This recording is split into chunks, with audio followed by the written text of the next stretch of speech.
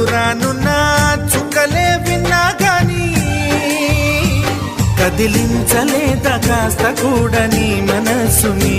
పరదాలు దాటి ఒక్కసారి పలకరించవేమి అందరినీ ఇలా వెంటపడి అడగాల సరదాగా నువ్వే ఎదురైతే సరిపోదా నిద్రపోతున్న రాత్రి నడిగా గుటికి చేరిన గువ్వల నడిగా